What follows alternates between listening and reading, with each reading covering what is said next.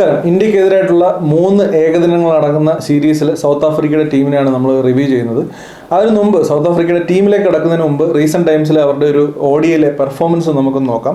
ഓഗസ്റ്റിൽ അവർ ഓസ്ട്രേലിയയുമായിട്ട് 3 ഏകദിനങ്ങൾ അടങ്ങുന്ന ഒരു സീരീസ് കളിച്ചിരുന്നു. അവിടെ 2-1 എന്ന് സൗത്ത് ആഫ്രിക്ക ജയിച്ചിരുന്നു.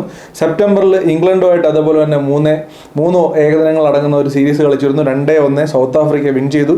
നവംബറിൽ പാകിസ്ഥാനുമായിട്ട് ഇതേപോലെ തന്നെ ഒരു സീരീസ് ഉണ്ടായിരുന്നു, 3 ഏകദിനങ്ങൾ അടങ്ങുന്ന. അതിൽ പാകിസ്ഥാനുമായിട്ട് സൗത്ത് ആഫ്രിക്ക പരാജയപ്പെട്ടു 2-1 എന്നുള്ള രീതിയിൽ.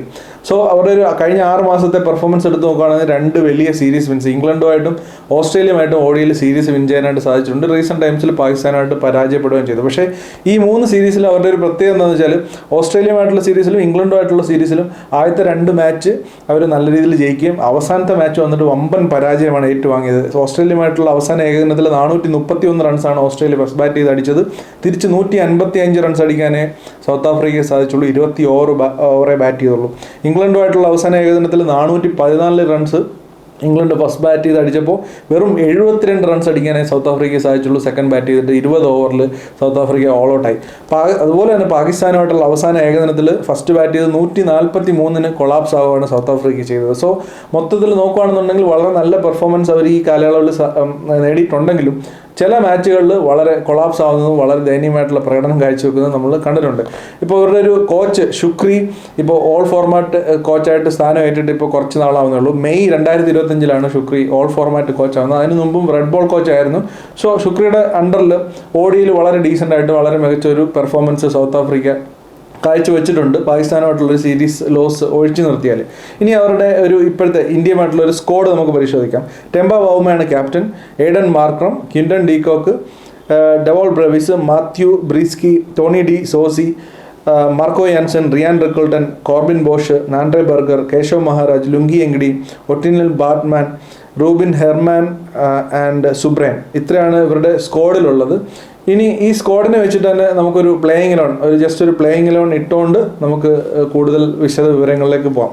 അപ്പോൾ ഇവർക്ക് മിക്കവാറും ഡീകോക്ക് ആയിരിക്കും ഓപ്പൺ ചെയ്യുന്നത്. ഡീകോക്ക് ആൻഡ് എയ്ഡൻ മാർക്കം ആയിരിക്കും ഓപ്പൺ ചെയ്യുന്നത്. Number 3 Temba Bavuma, number 4 Matthew Breetzke, number 5 Tony de സോസി, number 6 Dewald Brevis, number 7 Marco Jansen, number 8 Bosch. അല്ലെന്നുണ്ടെങ്കിൽ സുബ്രൻ ആയിരിക്കും. സ്പിന്ന് വേണോ അല്ല എന്നുണ്ടെങ്കിൽ ഒരു ഫാസ്റ്റ് ബോളിംഗ് ഓൾറൗണ്ട് വേണോ എന്നതിനനുസരിച്ച്. നമ്പർ 9 കേശവ് മഹാരാജ്, നമ്പർ 10 ഒന്നെങ്കിൽ ബാറ്റ്മാൻ ആയിരിക്കും, അല്ലാന്നുണ്ടെങ്കിൽ എങ്കിഡി ആയിരിക്കും.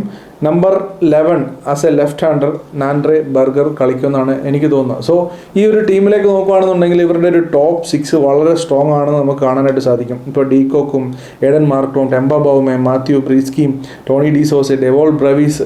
അതിനുശേഷം നമ്പർ 6 നമ്പർ 7 നോക്കുകയാണെന്നുണ്ടെങ്കിൽ ഡെവോൾ ബ്രവീസും മാർക്കോ യാൻസണും. എക്സ്പ്ലോസീവ് ആയിട്ടുള്ള ഫിനിഷിങ്ങും ഇവർക്കുണ്ട്. അതിൻ്റെ കൂട്ടത്തിൽ ബോഷും കൂടെ ഉണ്ടെന്നുണ്ടെങ്കിൽ വളരെ എക്സ്പ്ലോസീവ് ആയിട്ടുള്ളൊരു ഫിനിഷിങ്ങും അതുപോലെ വളരെ സ്റ്റേബിൾ ആയിട്ടുള്ളൊരു ടോപ്പ് ഓർഡറും ഇവർക്കുണ്ട് എന്ന് നമുക്ക് കാണാനായിട്ട് സാധിക്കും. ബാറ്റിംഗ് സുസജ്ജമാണ്. ബോളിങ്ങിലേക്ക് വരുവാണെന്നുണ്ടെങ്കിൽ റബാഡ ഇല്ല എന്നുള്ളതാണ് ഇവരെ സംബന്ധിച്ചൊരു പ്രശ്നം. പരിക്ക് മൂലം റബാഡയെ കളിക്കാൻ സാധിക്കുന്നില്ല. പക്ഷേ ഒരു ലെഫ്റ്റ് ഹാൻഡ് ഓപ്ഷനായിട്ട് നാൻഡ്രെ ബർഗനും അതുപോലെ തന്നെ എക്സ്പീരിയൻസ് കൊണ്ടുവരുന്ന ലുങ്കി എങ്കിഡി അവരുടെ കൂടെ ഉണ്ട്. പ്രത്യേകിച്ചും കേശവ് മഹാരാജ് ഇവരുടെ ഒരു എക്സ് ഫാക്ടർ ആയിരിക്കും സ്വാഭാവികമായിട്ടും.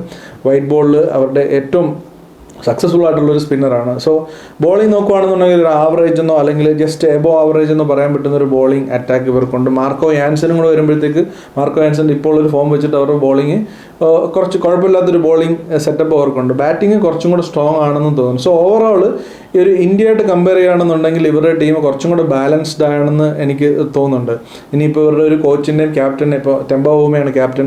അപ്പോൾ ഈ ഷുക്രി എന്ന് പറഞ്ഞ കോച്ചിൻ്റെയും ഇവരുടെ പ്ലാൻസ് ഇപ്പോൾ ടെസ്റ്റിൽ നമ്മൾ കണ്ടതാണ് എത്രത്തോളം അവർ പ്ലാനിങ് ആയിട്ട് വന്നു, എത്രത്തോളം അവർ സ്ട്രാറ്റജീസ് ബിൽഡ് ചെയ്തിട്ട് അത് എക്സിക്യൂട്ട് ചെയ്തിരുന്നു. സോ ആ രീതിയിലുള്ളൊരു സ്ട്രാറ്റജീസ് ബിൽഡ് ചെയ്യും ഇന്ത്യക്കെതിരെ. അത് ODIയിലും അവർക്ക് അത് എക്സിക്യൂട്ട് ചെയ്യാൻ സാധിക്കുകയാണെന്നുണ്ടെങ്കിൽ ഈ ടീം ലുക്സ് വെരി ഡീസൻറ്റ്. ഇന്ത്യയെ തോൽപ്പിക്കാൻ കേപ്പബിലിറ്റി ഉള്ള ടീമാണെന്ന് നമുക്ക് പറയാനായിട്ട് പറ്റും. പാകിസ്ഥാനുമായിട്ട് റീസെൻറ്റ് ടൈംസിൽ തോറ്റുന്നുണ്ടെങ്കിലും ഇവരുടെ ODI പതിയെ ബിൽഡ് ചെയ്തുകൊണ്ടിരിക്കുകയാണ് സൗത്ത് ആഫ്രിക്കയുടെ ടീം ഈ ഒരു പുതിയ കോച്ചിൻ്റെ അണ്ടറിൽ, വൈറ്റ് ബോൾ ടീം. സോ അതുകൊണ്ട് തന്നെ ഇവരെ തീർച്ചയായിട്ടും ഇന്ത്യ പേടിച്ചേ മതിയാവും. കാരണം ഇവരുടെ ബാറ്റിംഗ് ചില്ലറ ബാറ്റിംഗ് അല്ല, നല്ല ഡെപ്ത് ഉള്ളൊരു ബാറ്റിംഗ് ആണ്. അതുപോലെ തന്നെ ബോളിങ്ങും വലിയ കുഴപ്പമില്ലാത്തൊരു ബോളിംഗ് ആണ്. പോരാത്തതിന് ക്യാപ്റ്റൻ ടെമ്പ ബൗമ, പാകിസ്ഥാനിൽ ടെമ്പ ബൗമ ഇല്ലായിരുന്നു എന്നുള്ളൊരു പ്രത്യേകത ഉണ്ട്. അതുപോലെ തന്നെ പാകിസ്ഥാനിൽ ഇതിനകത്തുള്ള മിക്ക പ്ലേയേഴ്സും, കൂടുതൽ പ്ലേയേഴ്സും പാകിസ്ഥാനിൽ എതിരെ കളിച്ചിട്ടില്ലായിരുന്നുള്ളതും അവരുടെ സീരീസ് സീരീസ് തോറ്റു എന്ന് പറയുമ്പോൾ നമ്മൾ ഓർക്കേണ്ട ഒരു കാര്യമാണ്. ഇംഗ്ലണ്ടിനെയും ഓസ്ട്രേലിയയും ഇവർ ഈ കഴിഞ്ഞ 6 മാസത്തിനിടയ്ക്ക് അവർ തോൽപ്പിച്ചു എന്നുള്ളതും വളരെ ശ്രദ്ധേയമായിട്ടുള്ള ഒരു കാര്യമാണ്. സോ മൊത്തത്തിൽ ഈ സ്ക്വാഡിലേക്ക് നോക്കുമ്പോൾ വളരെ സുസജ്ജമായിട്ടുള്ള ഒരു ബാറ്റിങ്, അതുപോലെ തന്നെ വളരെ എക്സ്പ്ലോസീവ് ആയിട്ടുള്ള ഫിനിഷിംഗ് ലൈനപ്പ്, അതുപോലെ തന്നെ വളരെ ഡീസൻ്റ് ആയിട്ടുള്ള അല്ലെങ്കിൽ എബോവ് ആവറേജ് ആയിട്ടുള്ള ബോളിംഗ് ലൈനപ്പ്, അതിനകത്തൊരു എക്സ് ഫാക്ടർ കേശവ് മഹാരാജ്, അതുപോലെ തന്നെ യാൻസൺ മികച്ച ഫോമിലാണെന്നുള്ള കാര്യവും നമ്മൾ ഓർക്കേണ്ടതായിട്ടുണ്ട്. അങ്ങനെ മൊത്തത്തിൽ നല്ലൊരു ടീം തന്നെയാണ് സൗത്ത് ആഫ്രിക്ക. എനിക്ക് തോന്നുന്നത് ഇന്ത്യയുടെ ഇപ്പോഴുള്ള ടീമിനെ വെച്ച് നോക്കുകയാണെങ്കിൽ സ്ലൈറ്റ്ലി ഒരു കുറച്ചും കൂടെ ബാലൻസ്ഡ് ആയിട്ടുള്ള ടീം സൗത്ത് ആഫ്രിക്ക ആണെന്ന് നമുക്ക് പറയേണ്ടി വരും. രോഹിത് ശർമ്മ, വിരാട് കോഹ്ലി ആൻഡ് കുൽദീപ് യാദവ്, ഈ 3 ഫാക്ടേഴ്സിനെ മാറ്റി നിർത്തി നോക്കിയാൽ ഈ ടീം ഇന്ത്യയായിട്ട് കമ്പയർ ചെയ്യുമ്പോഴത്തേക്ക് വളരെ സ്ട്രെങ്ത് ഉള്ള, വളരെ ബാലൻസ്ഡ് ആയിട്ടുള്ള ഒരു ടീമാണെന്നാണ് എനിക്ക് തോന്നുന്നത്. നിങ്ങൾക്ക് എന്താണ് ഈ ടീമിനെ നോക്കിയിട്ട് തോന്നുന്നത് എന്നുള്ളത് തീർച്ചയായിട്ടും കമൻറ്റ് ബോക്സിൽ പങ്കുവെക്കുക. പ്രത്യേകിച്ച് ഇവരുടെ ബാറ്റിങ്ങിൻ്റെ ഡെപ്തിനെ പറ്റിയിട്ടും ബോളിങ്ങിൽ റബാഡ ഇല്ലാത്തത് എത്രത്തോളം ഇവരെ ബാധിക്കും, യാൻസനും അതുപോലെ തന്നെ ബോഷിനും ഒക്കെ അല്ലെങ്കിൽ ആൻഡ്രെ ബർഗറിനും ഒക്കെ അത് നികത്താനായിട്ട് അവർക്ക് സാധിക്കുമോ, ടെസ്റ്റിലെ പോലെ തന്നെ ഓഡിയയിലും സാധിക്കുമോ? അപ്പോൾ തീർച്ചയായിട്ടും നിങ്ങളുടെ അഭിപ്രായങ്ങൾ കമൻറ്റ് ബോക്സിൽ പങ്കുവെക്കുക. ഈ ടീമിനെ പറ്റിയിട്ടുള്ള, ഈ ടീമിനെ ഇന്ത്യയെ ചലഞ്ച് ചെയ്യാൻ പറ്റുമോ എന്നുള്ള കാര്യം. അപ്പോൾ മറ്റൊരു ക്രിക്കറ്റ് റിലേറ്റഡ് വീഡിയോയിൽ വീണ്ടും കാണുന്നവരെ ബൈ.